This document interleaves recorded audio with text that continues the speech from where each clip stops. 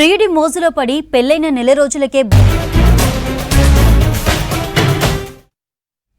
వరంగల్ భద్రకాళి చెరువుపై రాజకీయ రచ్చ జరుగుతోంది. పూడిక మట్టి తీతపై కాంగ్రెస్ బీఆర్ఎస్ పార్టీల నేతలు ఒకరిపై మరొకరు విమర్శలు, అవినీతి ఆరోపణలు చేసుకుంటున్నారు. దీంతో పొలిటికల్ హీట్ పెరిగింది.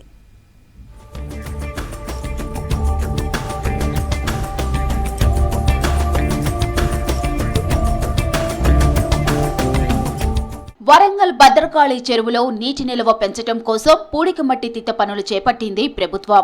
వర్షాలు పడటంతో పూడిక తీత పనులు అడ్డంకులు ఏర్పడ్డాయి. చెరువును మాజీ ఎమ్మెల్యే వినయ్ భాస్కర్, బీఆర్ఎస్ నేతలు సందర్శించారు. మట్టి తవ్వకాల్లో పారదర్శకత కరువైందని విమర్శించారు. అర్హత లేని వారికి ఇరిగేషన్ అధికారులు పనులు కేటాయించారన్నారు. ఉమ్మడి వరంగల్ జిల్లా మంత్రులు, ఎమ్మెల్యే, ఎంపీ, మేయర్లు కమిషన్ల కోసమే పనులు ఆలస్యం చేస్తున్నారంటూ ఆరోపించారు.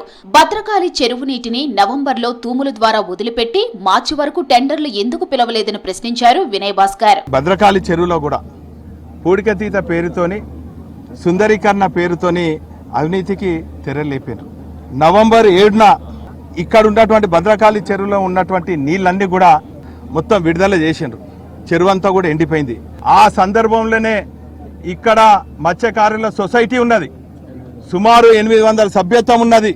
కుల వృత్తిగా ఉన్నటువంటి 1600 మందిని ఆందోళన చేస్తే ఈ అధికార పార్టీ నాయకులు నెలలా మీకు ఇది మళ్ళా నీళ్ళని కూడా నింపుతాము, మీకు ఎక్కడ జీవనోపాధి దెబ్బగా తినదు, ఏం పని అయింది ఇక్కడ? ఐబీ అధికారులను అడిగితే ఈ డీసిల్టింగ్ ఎంత లోతు తీయాలంటే జవాబు చెప్పరు. అదేవిధంగా ఆర్టీఏ వేస్తే దానికి నెల టైం పడుతుంది అంటారు. భద్రకాళి పూడికి తీత పనుల్లో నిధుల దుర్వినియోగం జరిగిందన్న మాజీ ఎమ్మెల్యే వినయ్ భాస్కర్ పై వరంగల్ పశ్చిమ ఎమ్మెల్యే నాయిని రాజేందర్ రెడ్డి మండిపడ్డారు. టెండర్లు ప్రకటించినా ఎవరూ ముందుకు రాకపోవడంతో పనులు ఆలస్యమయ్యాయన్నారు. చెరువు పూడికి తీత మట్టిలో టెండర్లలో అవినీతి నిరూపిస్తే రాజీనామాకు సిద్ధమని సవాల్ చేశారు. బీఆర్ఎస్ నేతలు సామాజిక ఉగ్రవాదులన్న నాయిని వీళ్లను ఎన్కౌంటర్ చేయాలన్నారు. వరంగల్ కూడా నిధులు దుర్వినియోగం చేసినందుకు మాజీ మంత్రి కేటీఆర్ పై కేసు పెడతారని హెచ్చరించారు. నవంబర్ తర్వాత ఇమీడియట్ మేము టెండర్లు పిలిచినాం. 3 సార్లు ఎవరు రాలే. ఇంకోటి కూడా అన్నారు, దానికి మట్టి అమ్ముకుంటున్నారు అని. ఇక్కడైతే రైతులు గీతులు ఉంటే తీసుకుపోమని చెప్తారు. రైతులు లేరు కదా. మరి వాటిని గవర్నమెంట్ కోడ్ చేసిన ప్రకారం ఇటుక బట్టీలకు కమర్షియల్గా తీసుకుపోతా అంటే వాటికి కూడా టెండర్ పిలిచి 71 రూపాయలు పెట్టి 69 70 రూపాయలు పెట్టి తక్కువ దానికి మేము ఇచ్చేసి పెట్టినాం. అది డైరెక్ట్ టెండరు అకౌంట్లోనే జమ అవుతుంది. అది నా ఇంటికో మీ ఇంటికో రాదు, నామ్స్ ప్రకారం. అది దానిలో 380 ఎకరాలు ఉంటుంది. అది ఇవాళ కొలిసినా 380 ఎకరాలే ఉంటుంది. లేకపోతే మరి వీళ్ళ తిరిగా 9 ఏళ్ల కింద ప్రారంభించిన కళాక్షేత్రమో, 9 ఏళ్ల కింద ప్రారంభించిన టెక్స్టైల్ పార్కో, లేకపోతే వీళ్ళు ప్రారంభించిన 9 ఏళ్ల కింద మీకు అందరికీ డబుల్ బెడ్రూమ్లు కట్టుకుంటూ వచ్చిన వాటి తిరిగా గిట్ల ఏమన్నా ఆపినామా? 9 ఏళ్ళు అయిందా? 3-4 నెలలే కదా అయింది. ఇది ప్రకృతి దానికి ముందు వచ్చిన వాటికి. ఇది మీ కేటీఆర్ని రమ్మన్న బడ దొంగని అక్కడ మీ అందరి సాక్ష్య భద్రకాళి చెరువులో తిరుగుదాం. నేను నిరూపిస్తా మీరు దొంగలది, మీరు చేసిన తప్పులు. మీరు ఒక్క రూపాయి పట్టుకరాలే కార్పొరేషన్ కానీ కూడా కానీ మేము తెచ్చినాం ఈ 16 నెలల్లో. మీరు 10 సంవత్సరాలలో కూడా రూపాయి తెచ్చినట్టు కూడాకు చూపియండి, నేను రాజీనామా చేస్తా. రెండు పార్టీల నేతల మధ్య మాటల యుద్ధంతో జిల్లాలో పొలిటికల్ హీట్ పెరిగింది. గతంలోనూ ఇద్దరు నేతల మధ్య విమర్శలు, గొడవలు, దాడుల వరకు వెళ్లాయి. మళ్లీ విమర్శలతో పోలీసులు అలర్ట్ అయ్యారు.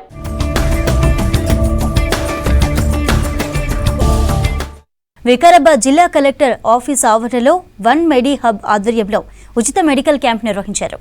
వన్ మెడి హబ్ మెడికల్ క్యాంపును ప్రారంభించి రక్త పరీక్షలు చేయించుకున్నారు కలెక్టర్ ప్రతీక్ జైన్. తర్వాత కలెక్టర్ సిబ్బంది కూడా హెల్త్ చెకప్ చేయించుకున్నారు. టీబీ ముక్త భారత్ అభియాన్లో భాగంగా ప్రతి ఒక్కరూ రక్త పరీక్షలు చేసుకోవాలని సూచించారు కలెక్టర్ ప్రతీక్ జైన్. అన్ని బస్తీ దవాఖానాల్లో ఆరోగ్య ఉచిత పరీక్షలు నిర్వహిస్తున్నామని చెప్పారు.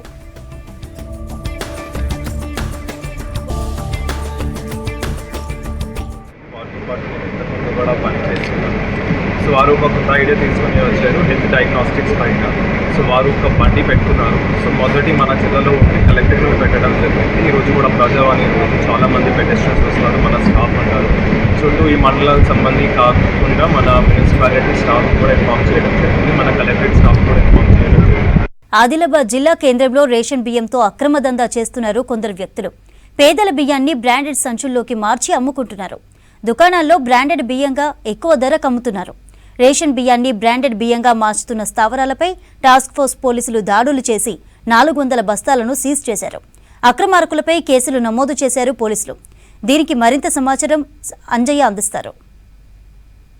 ఆదిలాబాద్ జిల్లా కేంద్రంలో రేషన్ బియ్యాన్ని బ్రాండెడ్ బియ్యంగా అమ్ముతుంది మాఫియా. ఆ మాఫియాకి సంబంధించిన దందా బయటపడింది. ముఖ్యంగా అధికారులు దాడులు నిర్వహించడం జరిగింది. ఈ దాడుల్లో భారీగా ఏదైతే రేషన్ బియ్యాన్ని తీసుకొచ్చిన తర్వాత ఈ విధంగా ఏవైతే ఈ వాహనాల్లో తరలిస్తున్న బ్రాండెడ్ సంచుల్లో నింపి ఈ విధంగా మార్కెట్లో అమ్మకాలు సాగిస్తున్నారు. ఇదంతా గత కొంతకాలంగా జరుగుతుందని అధికారులు చెప్తున్నారు. ఒకవైపు టాస్క్ ఫోర్స్కు సంబంధించిన అధికారులు, మరొక వైపు సివిల్ సప్లైకు సంబంధించిన ఎన్ఫోర్స్మెంట్కు సంబంధించిన అధికారులు సంయుక్తంగా దాడులు నిర్వహించి ఏదైతే రేషన్ బియ్యాన్ని బ్రాండెడ్ బియ్యంగా అమ్మకాలు సాగిస్తున్నారో ఆ స్థావరాలపై దాడులు నిర్వహించడం జరిగింది. మనతో మాట్లాడడానికి డిఎస్ఓ ఉన్నారు, వారిని తెలుసుకుందాం. సార్, ప్రధానంగా ఈ దందా ఎట్లా బయటపడింది, ఏ విధంగా బయటపడింది? వర్షాకాలంలో గవర్నమెంట్ జనాలు ఇబ్బంది పడకుండా సన్న రకం అందరూ బెనిఫిషరీస్ యూటిలైజ్ చేసుకోవాలనే ఉద్దేశంతో భారీగా సబ్సిడీ భరిస్తూ జనాలు డిస్ట్రిబ్యూట్ చేశారు. కొందరు మిస్యూజ్ చేస్తూ ఇక్కడ డిస్ట్రిబ్యూషన్ చేస్తున్నారని, అమ్ముకుంటున్నారని ఇన్ఫర్మేషన్ వచ్చింది. ఆ ఇన్ఫర్మేషన్ టాస్క్ ఫోర్స్ వాళ్ళు మాతో షేర్ చేశారు. దాన్ని పట్టు 3-4 డేస్ నుంచి వాళ్ళు రెగ్యులర్గా సూపర్వైజ్ చేస్తున్నారు టాస్క్ ఫోర్స్ వాళ్ళు. చేసి ఈరోజు సక్సెస్ఫుల్గా రేట్ జరిగింది. నియర్లీ 400 బ్యాగ్స్, ఇప్పటి వరకు 400 బ్యాగ్స్ సీజ్ చేయడం జరిగింది. అవి వాళ్ళు జనాల దగ్గర నుంచి తీసుకొని మార్చేసి, స్టిచ్ చేసి, అది బ్రాండ్ లాగా మార్చేసి ఎవరికి డౌట్ రాకుండా సప్లై మూవ్మెంట్ చేస్తున్నారు. రేషన్ బియ్యాన్ని బ్రాండెడ్ బ్యాగులలో మార్చుతున్నారు కదా, ఎట్లా మార్చుతున్నారు? వాళ్ళ దగ్గర సంచులు ఉన్నాయి, అవి కూడా సీజ్ చేయడం జరిగింది. ఆ స్టిచ్చింగ్ మెషిన్ ఉంది. ప్రొసీజర్ ఎలా బ్రాండ్ ఎలా ఉంటుంది సేమ్ ఆ ప్రొసీజర్ ఫాలో చేస్తూ వాళ్ళు రేషన్ కార్డు లబ్ధిదారుల దగ్గర తీసుకొని సీజ్ చేసి స్టిచ్చింగ్ చేసి పంపుతున్నారు వాళ్ళు. ఈ సందర్భంగా వాళ్ళ మీద ఏమైనా కేసులు నమోదు చేశారా? ఎస్, ఇప్పుడైతే అది 6 కేసు బుక్ చేస్తాం మేము. అలానే పోలీస్ స్టేషన్లో కూడా కంప్లైంట్ ఇచ్చి వాళ్ళ మీద క్రిమినల్ కేసెస్ బుక్ చేస్తాం. ఈ ఎంక్వైరీలో ఎవరైనా రేషన్ కార్డ్స్ డీటెయిల్స్ మాకు దొరికితే వాళ్ళ రేషన్ కార్డు కూడా as per government orders cancel చేపిస్తాం. అంటే ఈ ప్రాంతంలో ఎన్ని రోజులుగా దందా సాగుతుంది? ఇక్కడనేనా, మరి మిగతా ప్రాంతాల్లో ఏమైనా ఉందా? లే, ప్రస్తుతం ఆదిలాబాద్లో ఇది ఫస్ట్ కేసు. ఇప్పటి వరకు ఒక్క కేసు కూడా కాలే. ఈ 3 డేస్లోంచి మాకు ఇన్ఫర్మేషన్ వస్తుంటే టాస్క్ ఫోర్స్ని కోఆర్డినేట్ చేసుకుంటూ వాళ్ళు అప్డేట్ చేశారు. ఈ బ్రాండెడ్ ఏదైతే రేషన్ బియ్యాన్ని బ్రాండెడ్ బియ్యంగా అమ్ముతున్నారు కదా, ముఖ్యంగా రేషన్ బియ్యాన్ని బ్రాండెడ్ బియ్యంగా ఏ బియ్యం రకాలకు సంబంధించిన వెరైటీ రూపంలో అమ్ముతున్నారు? వాళ్ళు సంచుల మీద అయితే లష్కరీ, జేఎస్ఆర్ అవన్నీ పేర్లు ఉన్నాయి. కానీ బియ్యం అయితే గవర్నమెంట్. దాంట్లో ఫోలిక్ యాసిడ్, అమినో యాసిడ్ ఉంటుంది కదా, కర్నల్స్ అవి బయట దొరకవు, అవే ఉన్నాయి. కాబట్టి అది సస్పెక్టెడ్ పీడిఎస్ రైస్ కింద మేము సీజ్ చేయడం జరిగింది. టెక్నికల్ రిపోర్ట్ కోసం, అనాలిసిస్ కోసం కూడా పంపిస్తాం మేము. జిల్లాలో ఎక్కడ ఇలాంటి దందా జరుగుతుందో ఆ దందాపై కూడా పూర్తి స్థాయిలో నిఘా పెడతామని అధికారులు చెప్తున్నారు. కెమెరామెన్ విఠల్తో అంజయ్య, V6 న్యూస్, ఆదిలాబాద్. ప్రభుత్వ పాఠశాలల్లో పనిచేసే ఉపాధ్యాయులు తమ పిల్లలను ప్రైవేటు స్కూళ్లకు పంపడం పట్ల విమర్శలున్నాయి. అయితే కొందరు ఉపాధ్యాయులు మాత్రం తమ కన్న పిల్లలను కూడా సర్కారీ స్కూళ్లలోనే చదివిస్తూ ఆదర్శంగా నిలుస్తున్నారు. కరీంనగర్ జిల్లా జమ్మికుంటకు చెందిన గవర్నమెంట్ టీచర్ బానుత్ సత్యజ్యోత్ తన కొడుకును సర్కారీ స్కూల్లో చేర్పించి ఎందరికో ఆదర్శంగా నిలిచారు.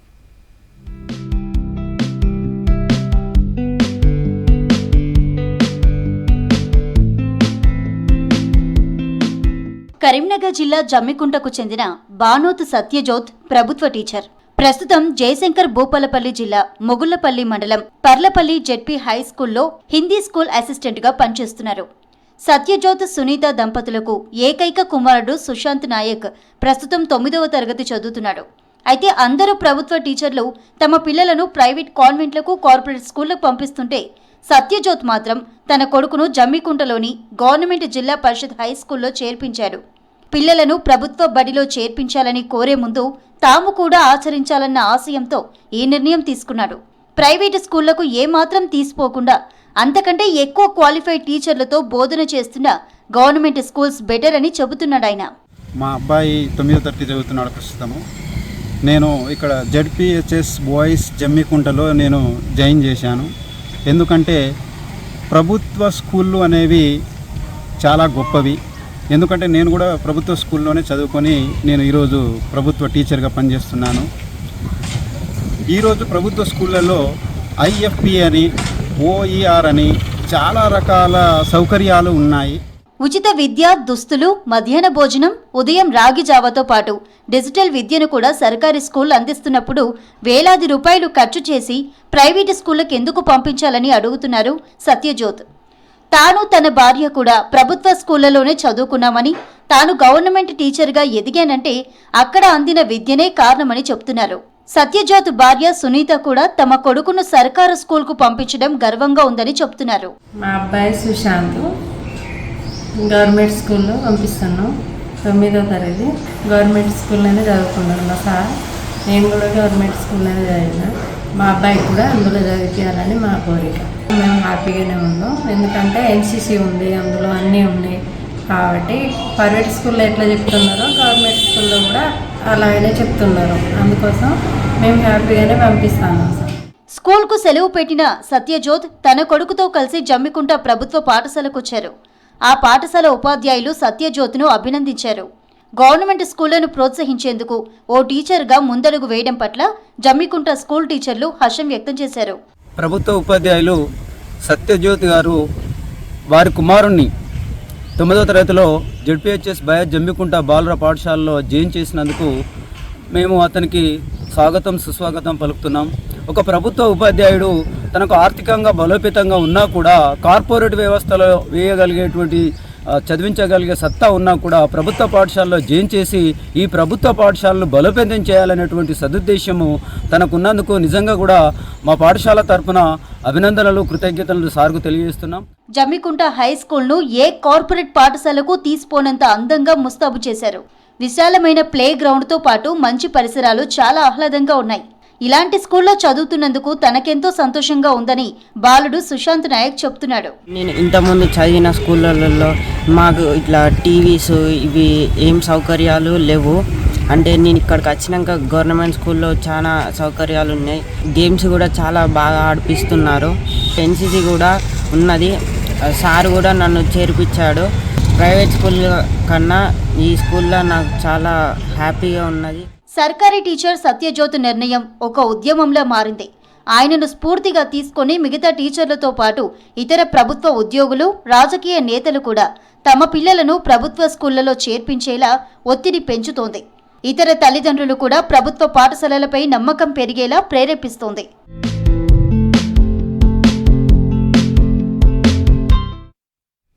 విద్యార్థులలో సైన్స్, మ్యాథ్స్ సబ్జెక్టులపై ఉన్న భయాన్ని పోగొట్టేందుకు వినూత్న ఆలోచనకు శ్రీకారం చుట్టారు విద్యాశాఖ అధికారులు. ఆ 2 సబ్జెక్టులను సులభంగా అర్థం చేసుకుని వాటిపై పట్టు సాధించేందుకు సైన్స్ మ్యూజియం ఏర్పాటు చేశారు.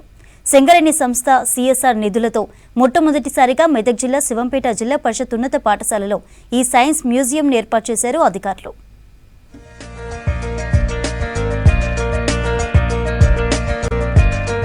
మెదక్ జిల్లా శివంపేట మండల కేంద్రంలోని జిల్లా పరిషత్ హై స్కూల్లో సింగరేణి సంస్థ CSR నిధులతో సైన్స్ మ్యూజియం ఏర్పాటు చేశారు. మెదక్ జిల్లాలో ఇది మొట్టమొదటి సైన్స్ మ్యూజియం. ఈ మ్యూజియం ఏర్పాటుకు సింగరేణి సంస్థ ఆర్థిక సహాయం అందజేసింది.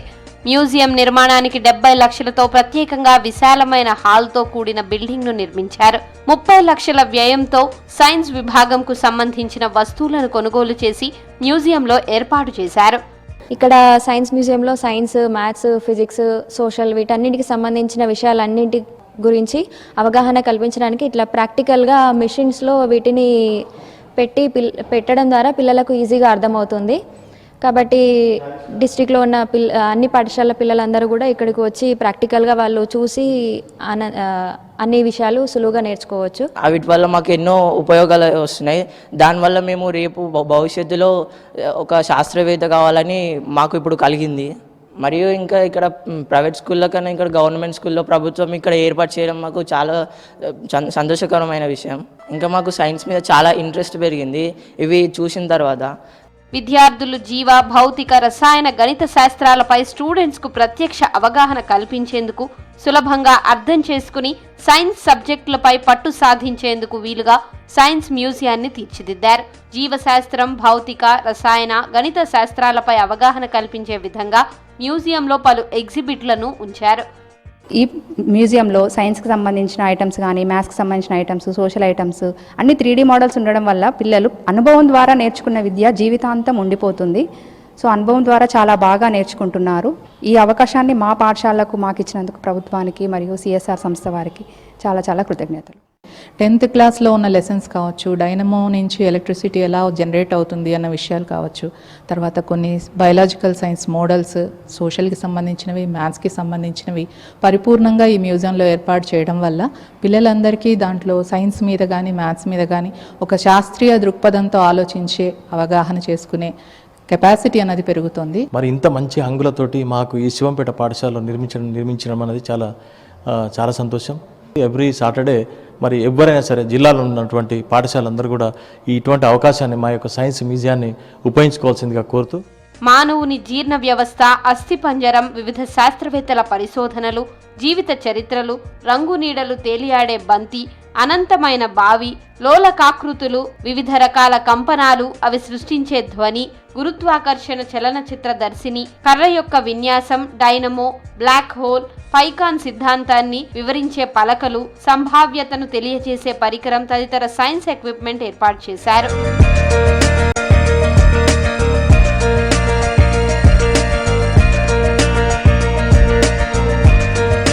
ప్రతి ప్రభుత్వ హైస్కూల్ నుంచి 8, 9, 10 తరగతుల విద్యార్థులను వారంలో ఒకసారి మ్యూజియానికి తీసుకువచ్చి ఆయా సైన్స్ పరికరాల ద్వారా సైన్స్ సబ్జెక్టులపై ప్రత్యక్ష అవగాహన కల్పించనున్నారు. ప్రస్తుతం శివంపేట హైస్కూల్ విద్యార్థులకు అవగాహన కల్పిస్తుండగా జూలై మొదటి వారంలో మ్యూజియంను అధికారికంగా ప్రారంభించి ఇతర పాఠశాలల విద్యార్థుల సందర్శనకు అవకాశం కల్పించనున్నారు.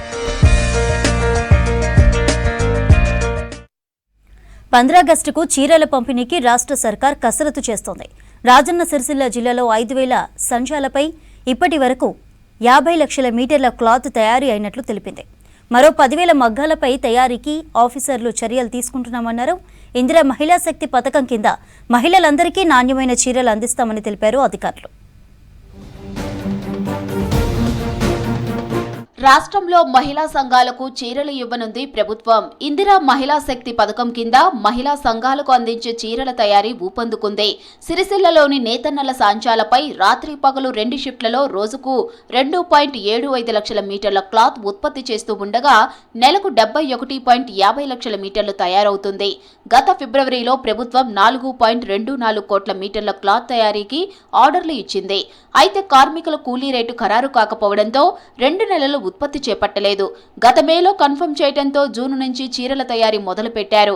వచ్చే ఆగస్టు 15 నాటికి మహిళలకు చీరల పంపిణీ చేయాలని ప్రభుత్వం ప్లాన్ చేసింది. రాష్ట్రంలోని మహిళా సంఘాల సభ్యులకు ఒక్కొక్కరికి 2 చీరలు పంపిణీ చేసేందుకు ప్రభుత్వం గతంలోనే నిర్ణయించింది. ఇందుకు 1.30 కోట్ల చీరల తయారీకి ఆదేశించింది. దీంతో 5,500 మరమగ్గాలపై తయారీ చేస్తున్నారు. ఇప్పటికే 50 లక్షల మీటర్లు పూర్తి చేశారు.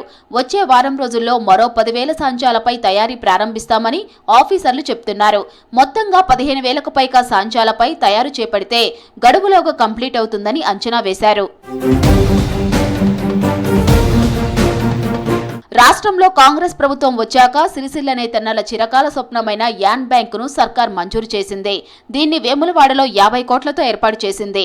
దీంతో నేతన్నలకు యాన్ను కొనుగోలు చేయవలసిన పని తప్పింది.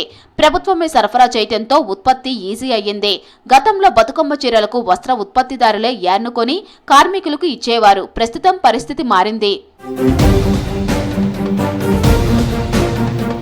మరోవైపు సిరిసిల్లలో కార్మికుల కొరత తలెత్తింది. గత సర్కార్ బతుకమ్మ చీరలను తయారు చేయించి కోట్లలో బకాయి పెట్టింది. దీంతో నేతన్నలు అప్పుల్లో కూరుకుపోయారు. చాలా మంది పని మానేసి ఇతర పనుల్లోకి వెళ్లిపోయారు. దీంతో ఇప్పుడు వస్త్ర తయారీలో కార్మికుల కొరత వచ్చింది. దీంతో ఆసాముల ఇతర రాష్ట్రాల కూలీలపై ఆధారపడవలసిన పరిస్థితి వచ్చింది. బీహార్, జార్ఖండ్, ఛత్తీస్గఢ్, మహారాష్ట్ర, యూపీ, గుజరాత్ నుంచి వచ్చిన కూలీలు సిరిసిల్లలో పనిచేస్తున్నారు. మరోవైపు ఏడాదంతా పని కల్పించేందుకు ప్రభుత్వం ఇందిరా మహిళా శక్తి చీరల ఆర్డర్లు ఇచ్చినందుకు కార్మికుల కొరత ఏర్పడటం ఆసాములను ఆందోళనకు గురిచేస్తుంది. సిరిసిల్లలో 22,000 సాంచాలు ఉండగా వీటిపై 5,000 మంది కార్మికులు పనిచేస్తున్నారు. అక్కడి రైతులంతా నేలనే నమ్ముకున్నారు. భూముల్లో పంటలు పండించుకుని జీవనం సాగిస్తున్నారు.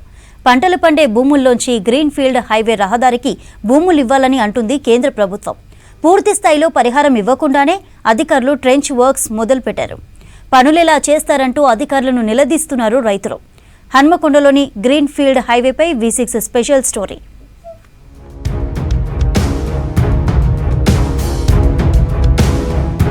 కేంద్ర ప్రభుత్వం భారత్ మాల పరియోజన పథకం కింద మహారాష్ట్రలోని నాగపూర్ నుంచి మంచిర్యాల, పెద్దపల్లి, హనుమకొండ, వరంగల్, మహబూబాబాద్, ఖమ్మం జిల్లాల మీదుగా విజయవాడ వరకు గ్రీన్ ఫీల్డ్ హైవే నిర్మాణానికి శ్రీకారం చుట్టింది. ఈ గ్రీన్ ఫీల్డ్ హైవేలో 577 కిలోమీటర్లు రోడ్డు నిర్మించనుండగా మంచిర్యాల నుంచి విజయవాడ మార్గంలో మొత్తం 1157 హెక్టార్ల భూమిని సేకరణ కోసం అధికారులకు ఆదేశాలు జారీ చేసింది కేంద్రం.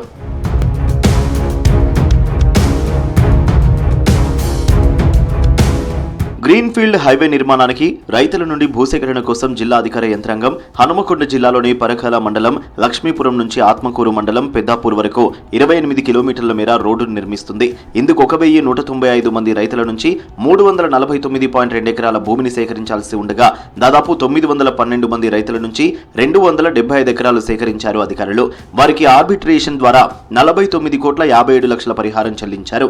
ఇంకో 283 మంది నుంచి 74.2 ఎకరాలు సేకరించాల్సి ఉండగా వారికి 6,47,00,000 పరిహారం చెల్లించాల్సి ఉంది. తమ భూములకు పరిహారం ఇస్తామంటే ఆశతో అధికారుల చుట్టూ తిరగాల్సి వస్తోందని ఆవేదన వ్యక్తం చేస్తున్నారు రైతులు.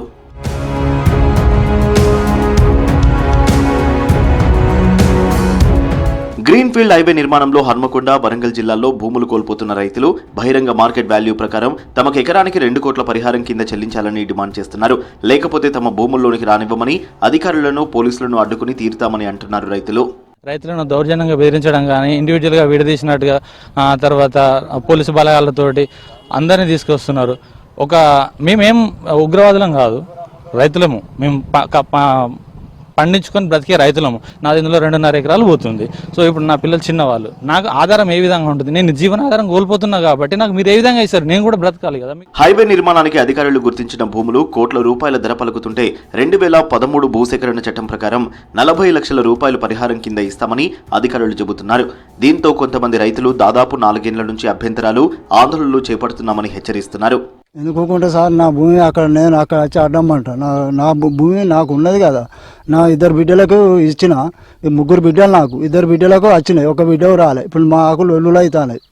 అందుకోసం నేను అక్కడ కలెక్టర్ ఆఫీసు పోయి కూడా చెప్పిన, సార్ ఇట్లా నాకు 3 బిడ్డలు, 2 బిడ్డలకు వెళ్ళి 2 బిడ్డలకు వచ్చినాయి పైసలు, 1 బిడ్డకు రావాలి, అత్తలేవు, మాకు లొల్లులు అవుతాయి అంటే ఆ సార్ ఏమన్నాడు, వారం రోజులు నీకు పని చేపిస్తా అన్నాడు.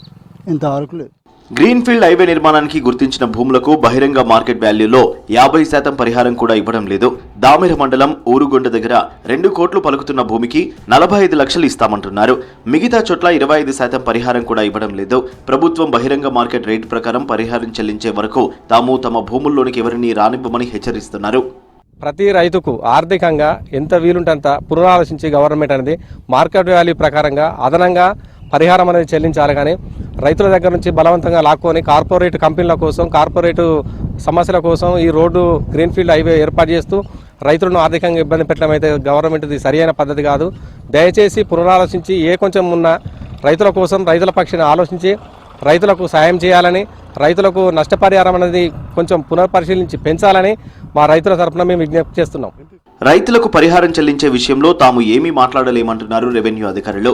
రైతులకు పరిహారం చెల్లించిన తర్వాతనే తాము రైతుల నుండి భూములు తీసుకుంటామని అంటున్నారు. ఇప్పటికైనా ప్రభుత్వం భూములకు పరిహారం అందించి తమను ఆదుకోవాలని రైతులు కోరుతున్నారు.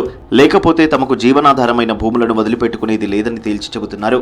ప్రభుత్వం మార్కెట్ రేటు ప్రకారం ధర చెల్లించి తమను ఆదుకోవాలని, లేదంటే మాత్రం గ్రీన్ ఫీల్డ్ హైవే పనులను అడ్డుకుంటామని చెప్తున్నారు. మరి ప్రభుత్వం గ్రీన్ ఫీల్డ్ హైవే కోసం రైతులకు పరిహారం ఇస్తుందా లేదా వేచి చూడాలి. వీడియో జర్నలిస్ట్ రాజుతో అశోక్, విస్క్ న్యూస్, ఉరువన నుంచి. మంచిర్యాల జిల్లా కేంద్రంలో మహారాష్ట్ర దేశీదారు బాటిళ్లను సీజ్ చేశారు పోలీసులు. దేశీదారు అక్రమ రవాణాపై నిఘా చర్యలు చేపట్టామన్నారు పోలీసులు. మంచిర్యాలలోని వడ్డెర కాలనీ, వికాస్ నగర్లో పోలీసులు కార్డన్ సెర్చ్ చేపట్టారు. సరైన ధృవీకరణ పత్రాలు లేని 30 మోటార్ బైక్స్, 10,000 రూపాయల విలువైన లిక్కర్ బాటిల్స్తో పాటు మహారాష్ట్రకు చెందిన దేశీదారు బాటిళ్లను సీజ్ చేశారు. మద్యం స్మగ్లర్లపై కేసు నమోదు చేశారు పోలీసులు.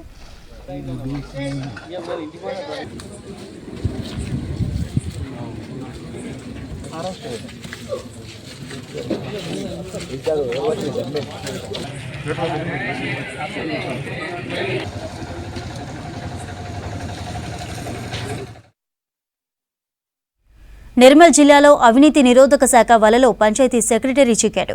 గుడిసెర్యాల విలేజ్లో 12,000 రూపాయలు లంచం తీసుకుంటుండగా రెడ్ హ్యాండెడ్గా ఏసీబీకి పట్టుబడ్డాడు. వాటర్ ప్లాంట్ అనుమతి కోసం panchayat secretary Sivakrishna plant owner రాజేశంను 12,000 డిమాండ్ చేశాడు. బాధితుడు రాజేశం ఏసీబీని సంప్రదించగా ఇవాళ దాడులు చేశారు ఏసీబీ ఆఫీసర్స్.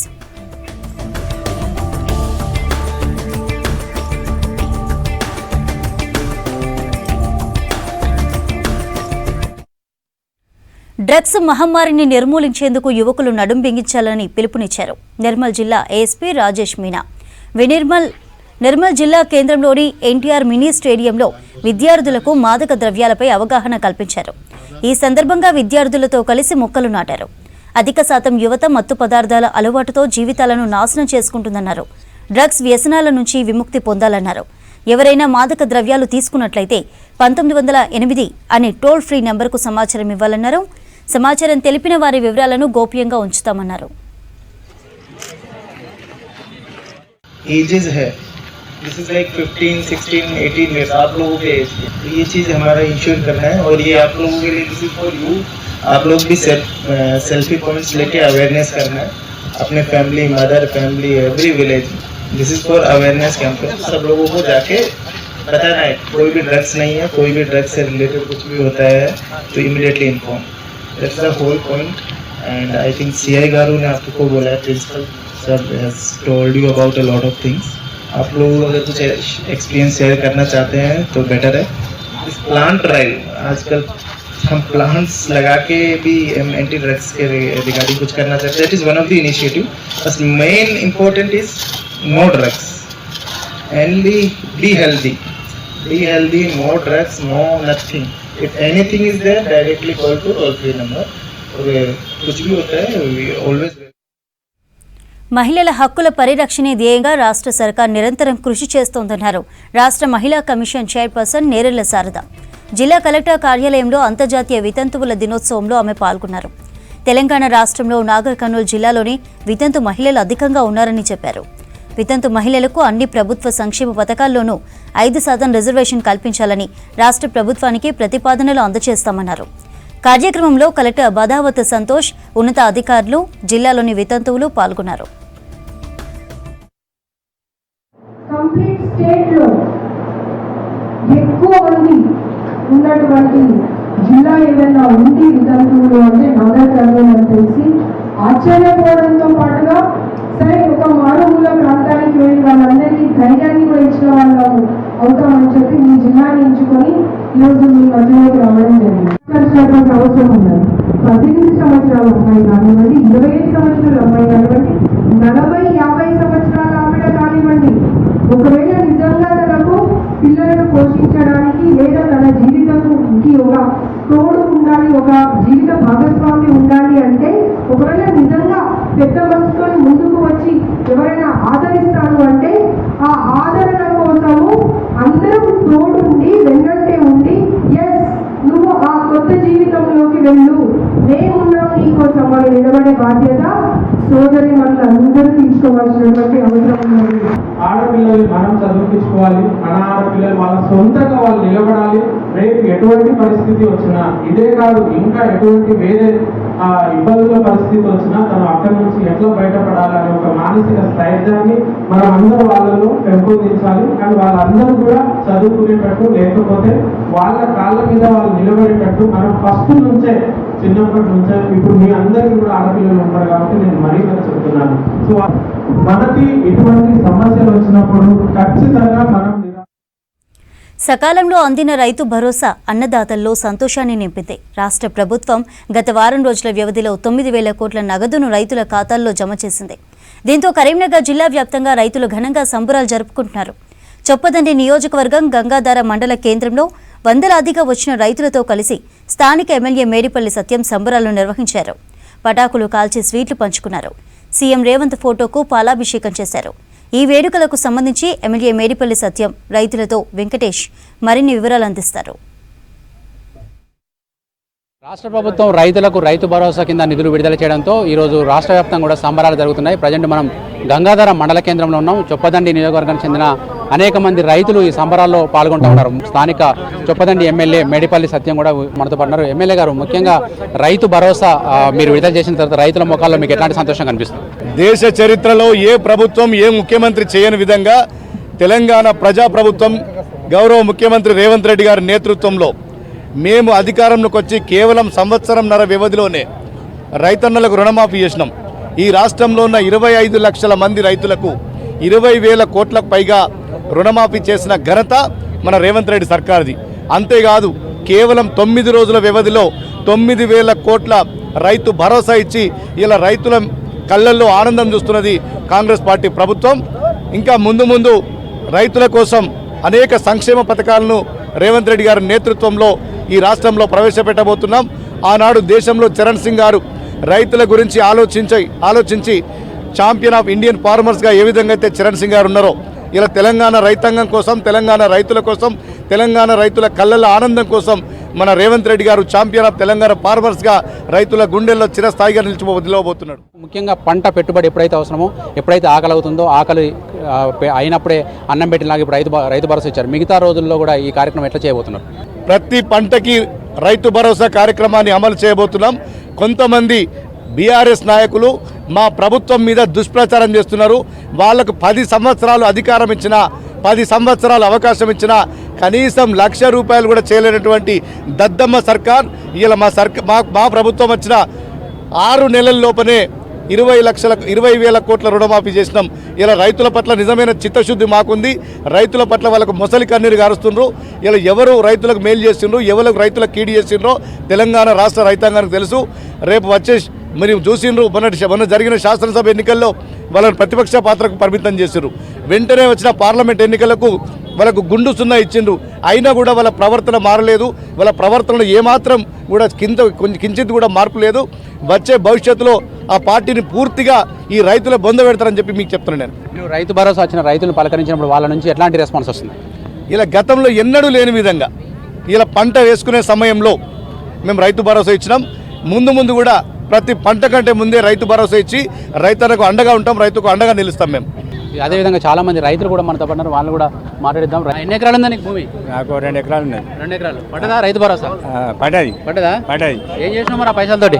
ఏ మందు బస్తాలు, తర్వాత విత్తనాలు తెచ్చినాం. కరెక్ట్ టైంకి వచ్చినాయా పైసలు? కరెక్ట్ టైం కానీ ఇంకా ముందుకు వచ్చినట్టే వచ్చినాయి. ఇంకా ఇదివరకు వర్షాలు పడతలేవు, మంచి టైం అయినా పడ్డాయి. విత్తనాలకు ఎరువులకు అక్కడికి వస్తాయి, ఇప్పుడు అక్కడికి వస్తాయి, మంచిగా అక్కడికి వస్తాయి. 2 ఎకరాలు అంటే ఎంత పడ్డది? ఇప్పుడు 12,000 చొప్పున, ఎకరాన 6,000 చొప్పున పడ్డది. ఓకే, నువ్వు పెద్ద మనిషి, మీదే ఊరు? కొండలపల్లె. ఎన్ని ఎకరాలు ఉంది నీకు భూమి? 4. ఏమేమి పెట్టినావు పంటలు? పత్తిను పొలం పెట్టినావు. పడ్డదా రైతు భరోసా? పడ్డాయి. అప్పుడు రైతు బంధు ఉండే, ఇప్పుడు రైతు భరోసా పైసలు కూడా పెరిగినాయి. నేను మొత్తం 4 ఎకరాలా? 4 ఎకరాలు 24,000. ఏం చేసినావు మరి? బిడ్డకి ఇచ్చినావా, కొడుకు? ఉన్నాయి, పెట్టుబడికి ఉన్నాయి. పెట్టుబడికి పెట్టినావు. మీదే ఊరు? మరి గోపాలపల్లె. ఎన్ని ఎకరాల భూమి ఉన్నది? ఏం పంటలు వేసినావు? 3 ఎకరాలు ఉన్నది. 2 ఎకరాలు పత్తి, 1 ఎకరం 10 గుంటలు పొలం. రైతు బంధు పడితే అదే ఖర్చులకే. భూమి కోసం వాడినావా, ఇంకా వేరే అవసరాలు వాడినావా? వేరే అవసరం కాదు, మనం మందు బత్తాలు దానికి దీనికి కావాలి కదా. అవి పైసలు ఈ పైసలు పడకపోతే ఏం చేద్దు? ఏడికెళ్ళేద్దు పైసలని? బాకీ తీసుకొచ్చుడే. మరి బాకీ చేయకుండా కాపాడింది పైసలు ఇప్పుడు, అంతేనా? ఇప్పుడు ఇంత మందు బత్తాలు దాని దీనికి అవుతాయి. అన్న, ఏ ఊరు మీది? అది నరసింహపల్లె, కోట్ల నరసింహపల్లె. నరసింహపల్లె. మీ ఊళ్ళో ఏమేమి పంటలు వేసారు ఎక్కువ? నాది వరి పంట, పత్తి, మామిడి తోటలు. ఇప్పుడు ఈ రైతు భరోసా పైసలు మీ ఊళ్ళో అందరికి వచ్చినట్టేనా? అందరికి వచ్చినాయి. మీకు పర్సనల్గా ఎంత వచ్చినాయి? నాకు 3 ఎకరాలు ఉంది.